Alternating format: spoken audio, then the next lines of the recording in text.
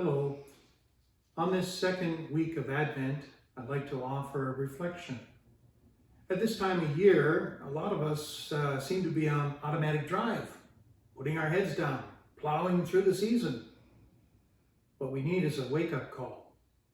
And sometimes it can be vocal, in our face, just as John the Baptist was to his generation. Have we been attentive to the wake-up calls that we've been getting and ignoring? Perhaps a spouse who in a gentle way says something important to us, stops us in our tracks.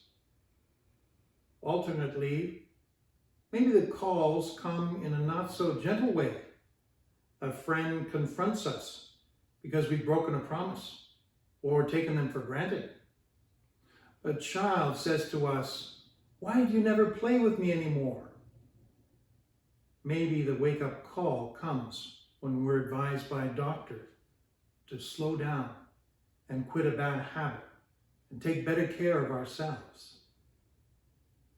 Advent is a blessed season, for it can bring light to the darker areas of our lives, the parts that we tend to ignore or avoid reflecting on.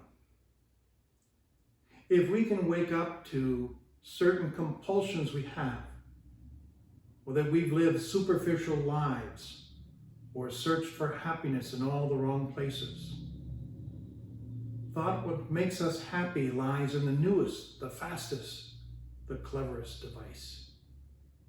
This is what all the commercials tell us will bring us happiness and fulfillment. The gift of Advent prompts us to admit that our quest for happiness has disappointed us. Advent reminds us about living life even as we hope and search for meaning, sanity, and balance in a world that is often out of balance. As hard as John the Baptist sounded, he drew a crowd. People came because they needed help and a voice of clarity and sanity, just as we do today. The spirit of Advent is a gift we long for, that's been purchased, cannot be purchased by the rich and powerful. And neither can the spirit be monopolized by the religious elite. It is a gift from God.